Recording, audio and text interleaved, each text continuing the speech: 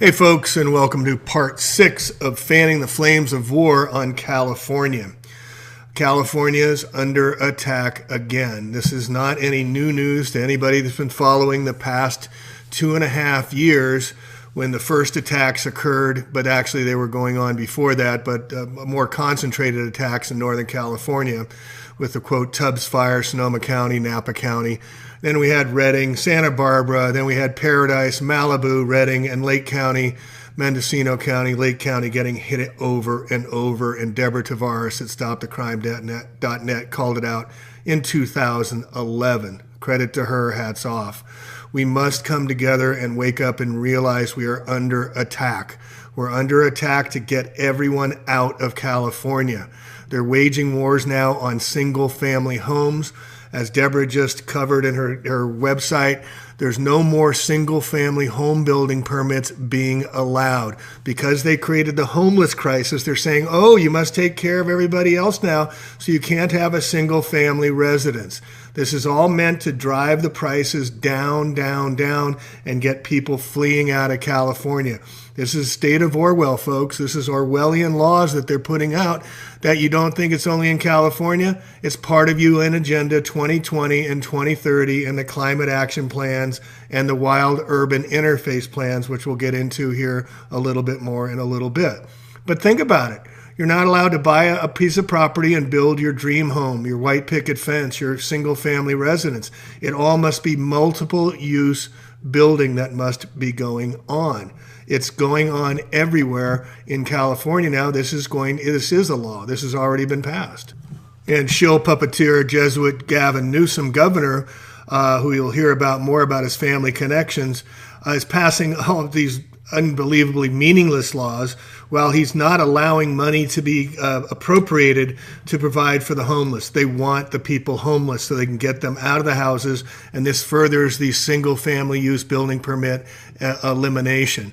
Meanwhile, this is all part of the scheme we're seeing unfolded about Agenda 21, as we've been talking about, and we'll get into a little bit more here. But I chronicled back when the fires began in California, and Santa Rosa, October 7th, 2017, that the same footprints they plan to rezone. This is Fountain Grove, or now called Fountain Grave, next to Coffee Park or Coffin Park and Journey's End, which you'll hear about a little bit as well. The same exact footprint of the fires is the same exact footprint for the redevelopment plans that were already in place in June of 2017 before the fires began.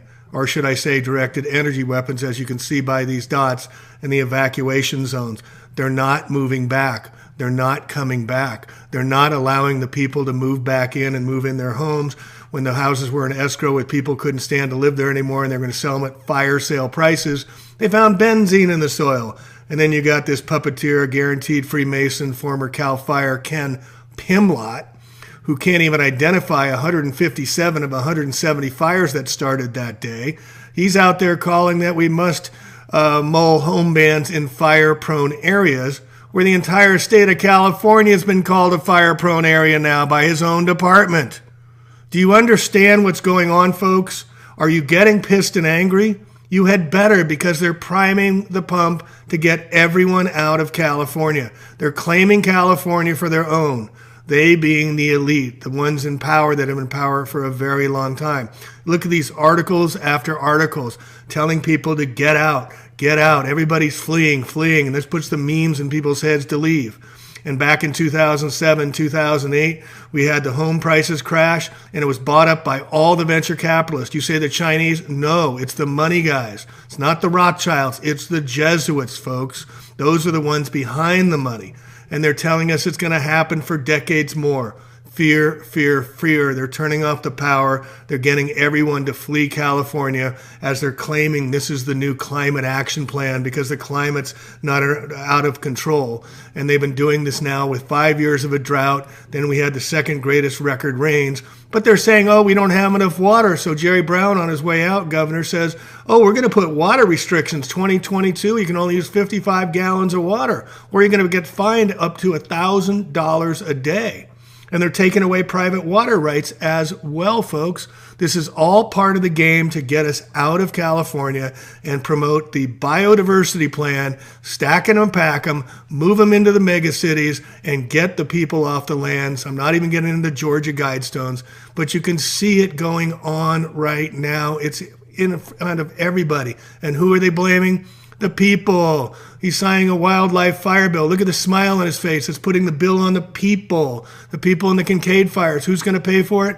The people who lost their homes and everything. They must pay because the state is broke, or they're saying. And here you see the fire zones, they're losing their homeowners insurance. This is how they do it. You can't get insured. You can't get back in. But Amazon's getting into the home insurance business. But a lot of people can't even qualify. We'll get into Amazon a little bit later here too. But you see, they're dropping coverage on everybody. So what happens if you have a mortgage and can't get coverage? You got to get out. Oh, speaking of get out, you won't be able to get out at night because there's going to be curfews. This is all coming down real time right now. And then they're telling the children there's not enough school hours to get them in school anymore, so they can't get the education, quote unquote, and it's impossible to live here. That's the whole game, is to make the prices so high, the homeless so burdened that they can't live here anymore. But look at the incest in California that's been going on for a century. Pat Brown's father, Edmund Joseph Brown, was known for running scams and gambling operations in San Francisco. With the help of businessman William Newsom II, Pat Brown became governor of California for 2 terms. During his governorship, he awarded the Squaw Valley concession contract to William Newsom III and his partner, John Pelosi. The deal was criticized for the state of California paying for everything and getting nothing. William Newsom III grew up with the governor's son, Jerry, who was training to be a Jesuit priest. John Pelosi's son, Paul, married Nancy D'Alessandro, daughter of Thomas D'Alessandro Jr., who was known for smuggling heroin into the U.S. with Lucky Luciano and the Baltimore Mafia. John Pelosi's son, Ron, married William Newsom's daughter, Barbara. Over ongoing disputes about the Squaw Valley concession, William Newsom Sr. threatened to hurt the governor politically, just as Governor Brown was running for a 3rd term against Ronald Reagan. He lost. But 8 years later, the former governor's Jesuit son, Jerry, reclaimed the governorship in 1974. He appointed William Newsom III to a Placer County judgeship in 1975, and 3 years later to the State Court of Appeal. William Newsom was an attorney for oil magnate J. Paul Getty, named in the 1966 Guinness Book of World Records as the world's richest private citizen. And while serving on the appellate bench in the 1980s, he helped Getty's son, Gordon, secure a change in state trust law that allowed him to claim his share of a multi-heir trust. After Newsom retired from the bench, he became administrator of the Getty Trust and provided seed money for his son Gavin Newsom, Nancy Pelosi's nephew, to start the plump jack business that led to a career in San Francisco politics as mayor of San Francisco and lieutenant governor of the state of California. Gavin Newsom was informally adopted by the Gettys after his parents divorced, and recently succeeded family friend Jerry Brown to be the current governor of California. For 80 years, these 4 families have ruled over the state of California politically. And with the help of Kamala Harris, Maxine Waters, Adam Schiff, and Dianne Feinstein, California's uncontrollable state government spending has amounted to over $2 trillion in debt and the highest tax rates in the country. The homelessness population is on the rise so much that a typhus outbreak has reached epidemic levels. Thousands of needles from illicit drugs litter the streets. They have made California a sanctuary state. They have been steadily chiseling away at the Second Amendment. They have passed laws for mandatory vaccinations. On October 1st, 2016, right before Donald Trump won the election, President Obama transferred full control of the internet from the U.S. government to an independent California nonprofit organization. In a cyber war scenario, the U.S. government may not have control over the internet. Even if it secures military and government domains and IP addresses, the targets in cyber warfare are likely to be civilian, and the U.S. government requires private sector infrastructure to operate. Since the internet underpins our computer systems, electrical grids, communication systems, and other critical infrastructure, our entire civilian society could be at risk.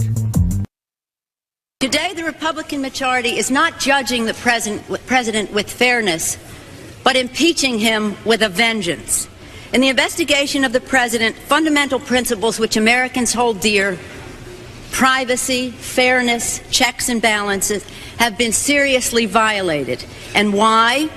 Because we are here today because the Republicans in the House are paralyzed with hatred. Until the Republicans free themselves of this hatred, our country will suffer. I now yield to the gentlewoman from California, Ms. Pelosi, the sponsor, to explain the resolution. The gentlewoman from California is recognized. I would, Mr. Speaker, like to take a moment to thank Chairman Fassell and Mr. Broomfield, Mr. Yatron and Mr. Bereiter, the chair and ranking member of the subcommittee, and the members of the Foreign Affairs Committee for their assistance in expediting consideration of this legislation. The Earth Summit Environmental Leadership Act, as this is known, presents us with an opportunity to follow up on the important work of the Earth Summit to develop its blueprint, Agenda 21, for global environmental action. HCON Res 353 outlines a comprehensive national strategy for sustainable development in accordance with the principles of Agenda 21 to be coordinated under the leadership of a specific office and at the direction of a high-level government official. The resolution also urges the United States to identify and initiate further agreements to protect the global environment and to support the creation of a high-level United Nations Sustainable Development Commission headed by an Undersecretary General. Third and lastly, the President is urged to report to Congress on the progress made on with this action. HCON Res 353 is supported by the administration. I have been in contact with the appropriate offices of the State Department and have incorporated their suggestions into the resolution. The 71 co-sponsors of this measure include one-half the members of the Foreign Affairs Committee and all of the House delegates to the Earth Summit. It is also supported by the major United States non-governmental organizations concerned with the environmental issues. The Earth Summit presented world leaders with an opportunity that should not be lost. We must now embark on a new course that will sustain our planet and its resources for the benefit of future generations. This resolution calls on the United States to assert its leadership to achieve this goal. I urge my colleagues to support this resolution. Thanks again to the members of the Foreign Affairs Committee for their recognition of the importance and timeliness of this resolution. We must make the promise of Rio a reality. Thank you, Mr. Speaker. Do you see who's controlling the narrative? It's been going on for a very, very long time. They plan in long decades and centuries of time. They have the power. It's not going to be by your voting or writing your congressman because they're all on the same team. They're all just playing roles that you all talk about when you talk about politics. You talk about this president or that president or what you like or don't like because you don't want to take the power back of yourself. You don't want to say, you know what, I'm not going to take this anymore. I'm going to grow my own food. I'm going to get my own water supplies. I'm going to build my community where I live. They have a plan, folks, and the plan is to burn us all out. Look at this map. Look at this map of the wildfire potential outlook for December. Now, this is a map of the United States, and what's missing about the fire outlook? Every other state but California. The only state that's targeted for fire potential outlook is California. Nowhere else. They're starting with the liberals. Once they break the back of the liberals, then they go after the conservatives. But this is their agenda. Agenda 21, Agenda 2030, Agenda 2050, biodiversity zones, because they need to protect the ecology. They need to protect the environment is what their stated purpose is, right? While they burn us out, they kill all the animals, and they move people out of their homes and attack the elderly and whatnot. Look at this map, folks. Do you want any more evidence? Look at what's happening. I can't make it any clearer to you. And if you stay silent during these times, it's on you. I'm sorry. But if you don't speak out now, you just want your life to be like it was, I'm sorry, it's not going to be that way, but it's going to be worse for our children. It's going to be worse for the plants, for the animals, and for everyone else if we don't step up now while we have the opportunity. They're closing in the walls. This is their agenda. Look at where the rail lines are supposed to go in California. Look at where the mega dams are supposed to go in California. In the exact same profiles where they're burning us out and telling us to get out. Get out, get out. Meanwhile, the puppeteers, the shills, the ones that are all in on it are making bank. They're making huge bank. Who's getting the contracts? The ones in power. Not you and not me. And then they play the games like Newsom's on our side, cutting back the high-speed rail plans. Bulgaria has a better railway system than those of us in the United States. And then we have the high-speed rail funds might get allocated elsewhere. They just announced later, right hand, left hand. Here in Northern California, they got the SMART train, and they're building the SMART train going all the way up in the beginning stages using industrial gauge rail lines while transporting 40 passengers at a time, costing millions and billions and overrunning cost. Let's remember what SMART stands for, folks. Surveillance, military arsenal, and residential technology. Let's recall what Agenda 21 really is from their document. Quote, effective execution of Agenda 21 will require a profound reorientation of all human society unlike anything the world has ever experienced. A major shift in the priorities of both governments and individuals, and an unprecedented redeployment of human and financial resources. This shift will demand that a concern for the environmental consequences of every human action to be integrated into individual and collective decision-making at every level. Again, can it be any more clear? They tell you what they're going to do. They just spread it out over such long time zones, everybody forgets about what they said they're going to do. Well, they started with the measly measles in Disneyland, and they started requiring mandatory vaccinations on children. And nobody said anything. Nobody went crazy. Nobody said, no, you can't do this in this country. But it's going to get worse. What's going to be next? Euthanizing children? Euthanizing adults? Are you going to get your biochip? Are you going to be putting Alexa and Next, whatever it's called, monitoring devices that Amazon's going to require for home insurance? Let's get back to the Agenda 21, what they're saying they're going to do. On September 25th to 27th, 2015, in the United Nations headquarters, thousands of delegates, UN diplomats, representatives of non-governmental organizations, heads of state, and the Pope will converge to present a new 15-year plan entitled, quote, Transform Our World, the 2030 Agenda for, quote, Sustainable Development. Just as in 1992, they're openly telling us what their plans include and how they intend to put it in force. Now, this is critical to understand. The preamble says, quote, all countries and all stakeholders acting in collaborative partnership will implement this plan.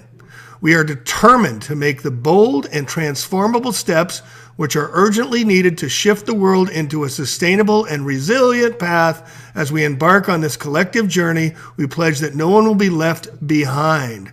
Remember the No Child Left Behind and all that? They're putting it right in our face, and it goes on.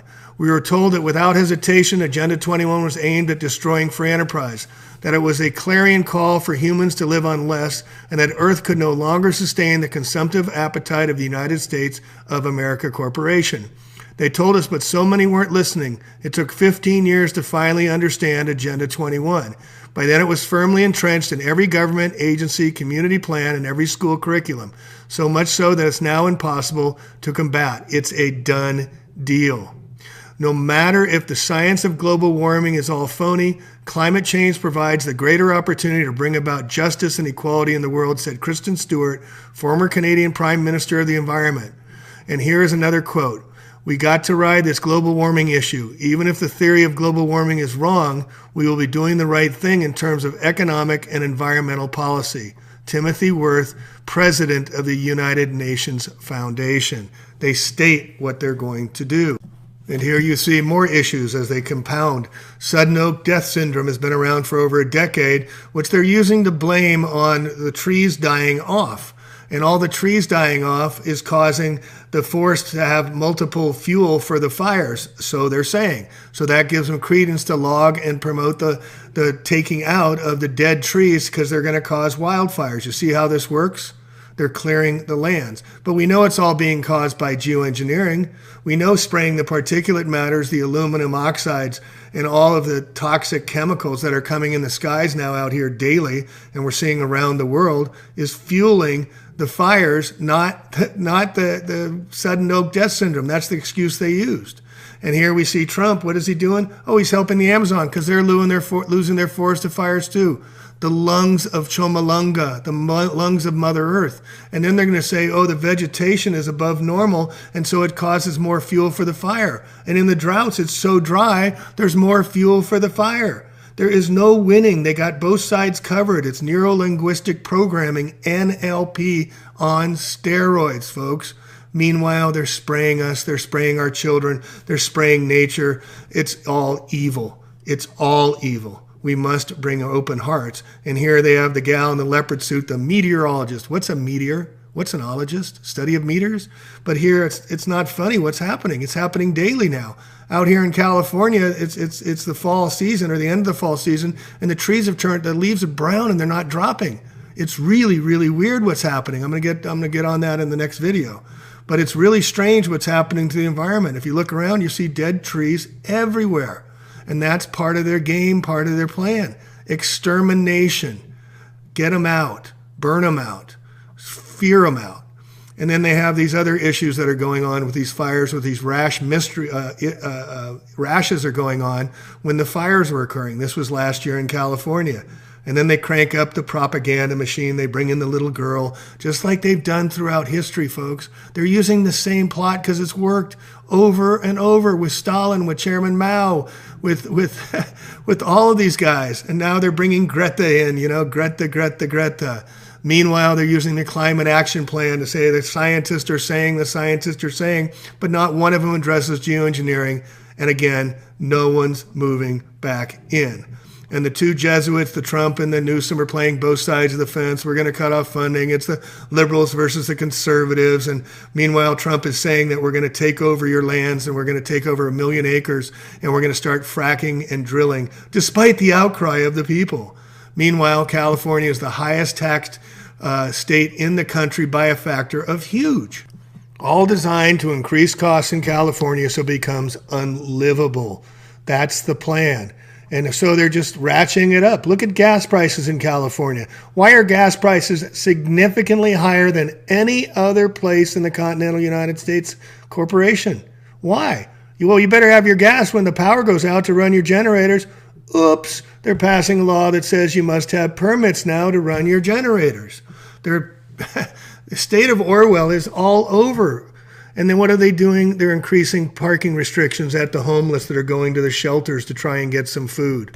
They're making it untenable. They're making it so they can take the homeless and collect them and put them in vans, FEMA vans, to get organ harvesting. It's not just happening in California, folks. This is going to happen and is happening across the world, the country, and the world going on as the homeless are struggling. And it's not just the youth. It's not just the millennials. It is the baby doomers. The baby doomers haven't been saving anything. Most of them, a lot of people are in massive debt. Now they're getting kicked out of their homes and they have very little savings because interest rates are at below 1%.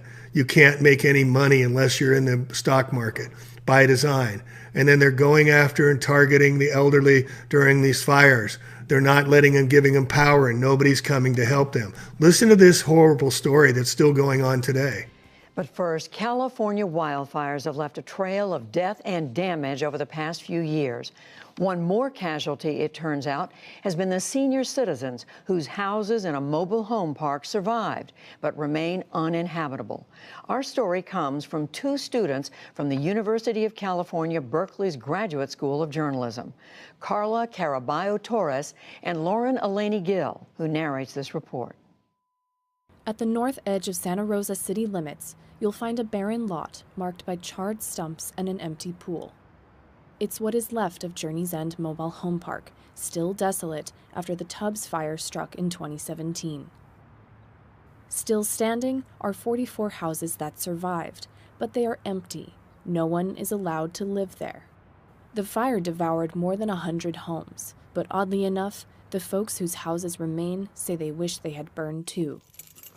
84-year-old Teresa Udall's home was unscathed by flames, but like her neighbors, she can't move back.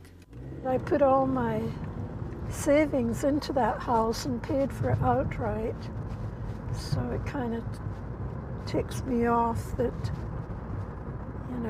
it's being held in hostage.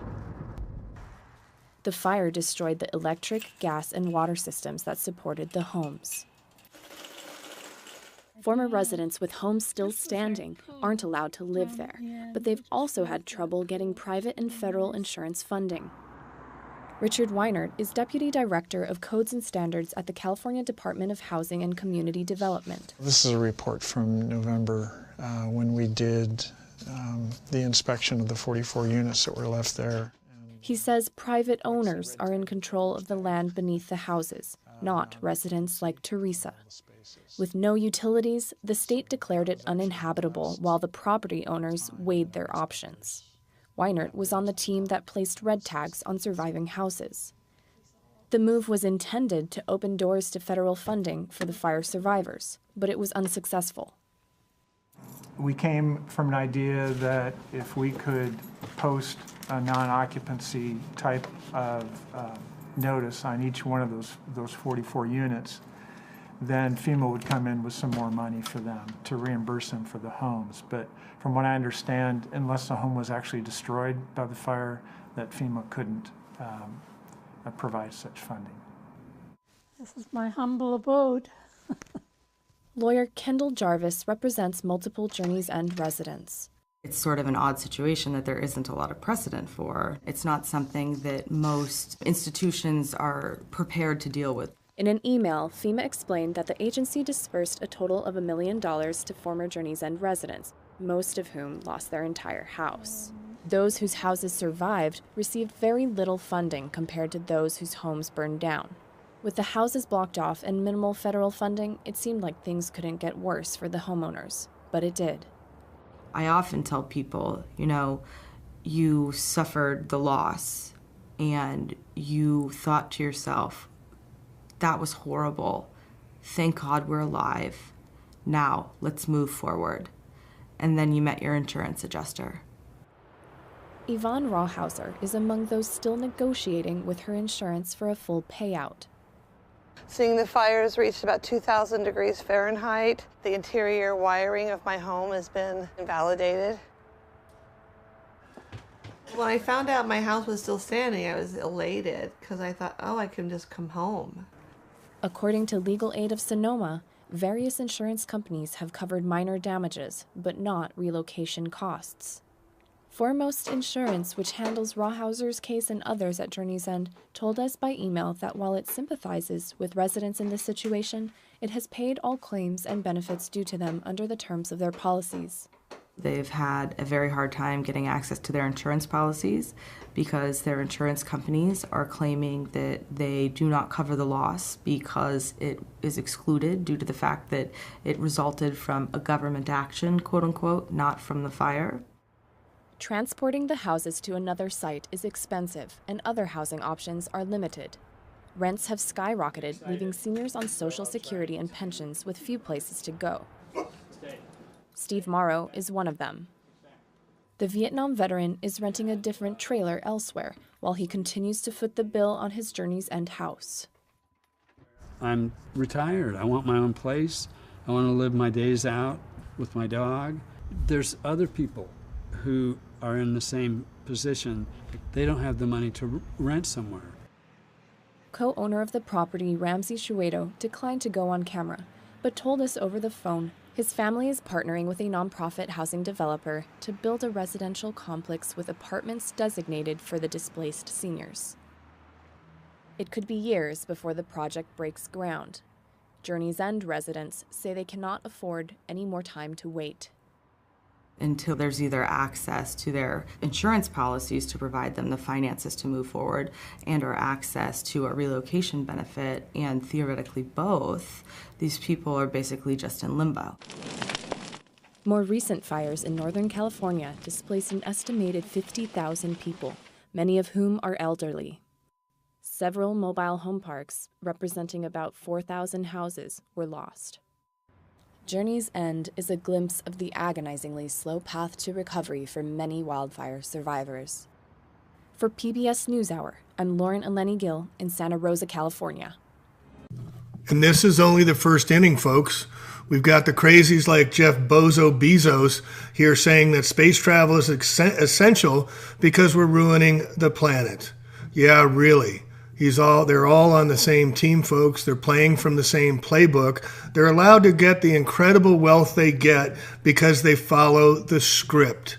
They follow what the Jesuits, the satanic 13 bloodlines, the Vatican tell them to do as part of their big agenda. They have a book called the Book of Continuity they follow over generations and generations. It's not the Rothschilds. We have to take the conversation up. But we see that the faces that we do see, who are they? Who are they associated with? Well, Jeff Bezos, he's contracting with the CIA, providing them all the information they need. Not like they need any more information on us. And how about the former Google executive, Schmidt? What does he do? He jumps on from Google and jumps in with the Pentagon Innovation Board. These are paid with our tax dollars. And then you got the shills like Mike Adams at Natural News, the controlled opposition, who's saying, oh, we got to take down the corporations, the evil, evil corporations. You got to see both sides of what's going on. They have all the wealth and they're taking it from us. They want to squeeze us, they want to cause hurt, and they want to cause pain. So Amazon, what are they doing when everybody's canceling insurance? They're getting into the insurance business. You're going to have all the home security, invasive devices, monitoring devices to qualify. And what else? Apple, Amazon, and Google are making big healthcare moves now with Fitbit, which is a dangerous thing to have on your wrist, and other devices. And Amazon is going to be your big pharma drug dealer. They spent $1 billion for online prescription company to deliver to your homes. Why? Because no one's going to be leaving. You're going to be stuck in your homes. Those that aren't in work camps. And then now Apple's coming out just the other day and said they're going to spend $2.5 billion to help the housing crunch. And then they're also building a homeless shelter in Seattle as well. Why are they doing this? For control, for absolute control of the population, because the people can't feed themselves and they have no shelter, so they have to go.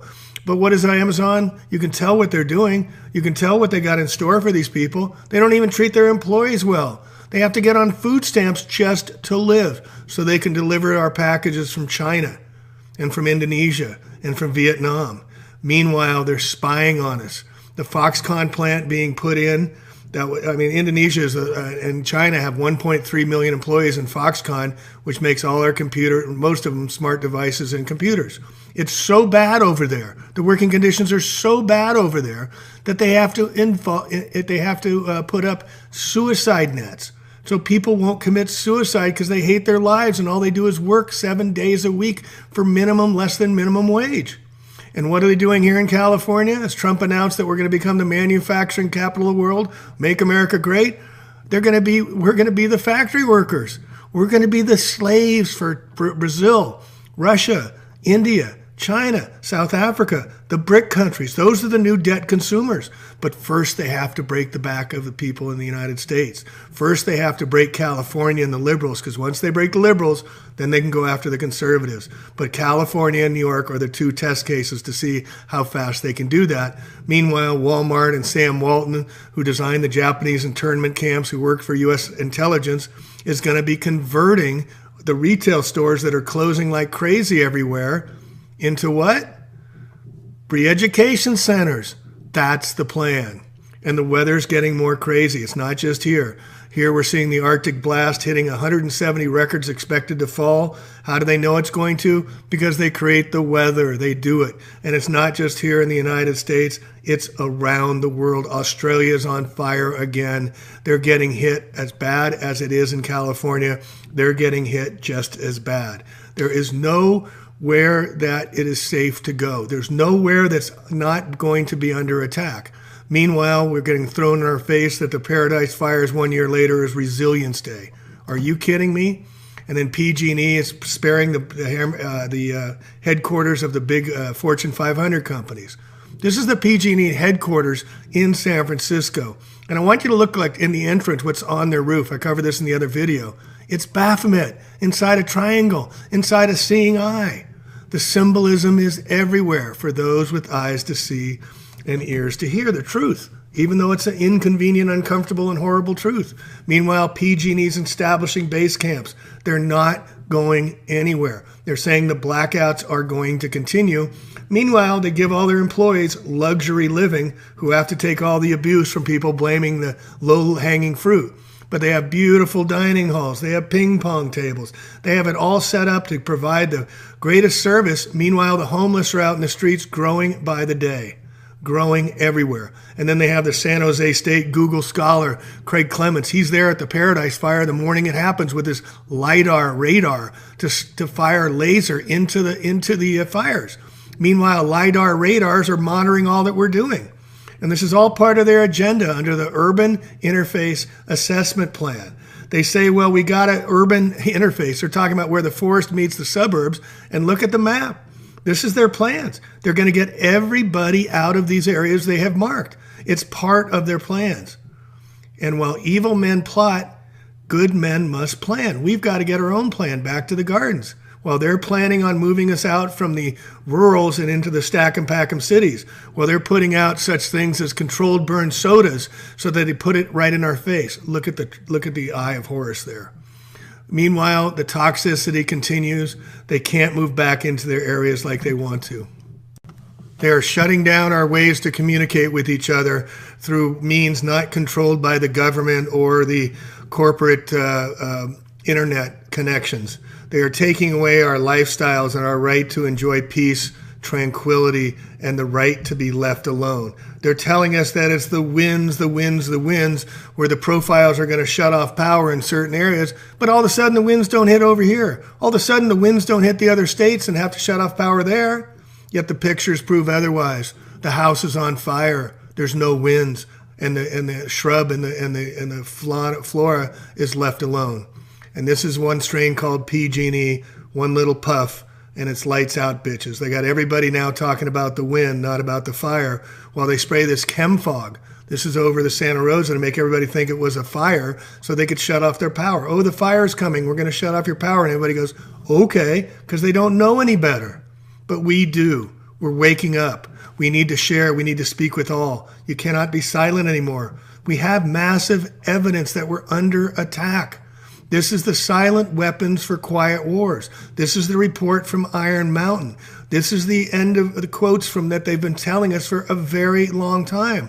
They've had this technology now, we're learning about the Tartarians, that they were likely doing this back in the 1900s when they destroyed the Tartarian Empire. And their motto is, just do it. Just do it. And then they mock us, folks. You should be incensed. You should be upset when they put on the soda cans, the Dew cans. It's a code red alert. Or they put on the can of Mountain Dew. Oh, it's live wire. Or they tell you what they're going to be doing on the soda cans called pitch black. All part of the much bigger agenda to shut down, make all power in California on the ground unreliable so they can put it up in space or high altitude platforms, if you will. They'll beam down the energy. As I said before, Elon Musk has put up tens of thousands of, quote, satellites to beam down 5G. He said that's what's going to happen. And they're going to do your cars, battery cars. And they're going to do the homes. That's why they're requiring all homes to have solars on their roof. So they'll beam it down and you will not be able to stop them. Once they have all the power up in space and you have no power, it's checkmate humanity. And who is going to stop them? This is the company Solarian. They're down in Manhattan Beach. Look it up. And don't listen, and just understand how the language, the NLP, neuro-linguistic training, programming language works, how the PSYOPs works on people. They spend billions and billions and billions of dollars every year on what's called brain mapping, the Brain Mapping Initiative. This is to control the narrative, to get you into groupthink, to get you thinking and acting a certain way, to get you never to rebel, to never step out of your comfort zone and saying, this is not going to happen on my watch. It's stopping here. The Mexicans have a term called ya basta. It stops right here. We have to understand what they're doing. We have to understand the nuts and the bolts of what is their agenda and what is their plan. And that has been my work since I've started. That has been the work of this 6-part series to date, is to bring you all up to speed about what the plan is, what the agenda is. And once we know their agenda and plan, then we can begin to plan ours. But first we have to find our tribe. First we have to come together and bring awareness to this. So in the crisis is also opportunity. This is the time, is the greatest time in thousands of years of history to come up and rise. Find your tribe. This is what actually we need to do, is find our community, our water, our food, and our precious energy. Thanks for listening. Thanks for all your support, and love one another always. It's going to get worse from here at another time.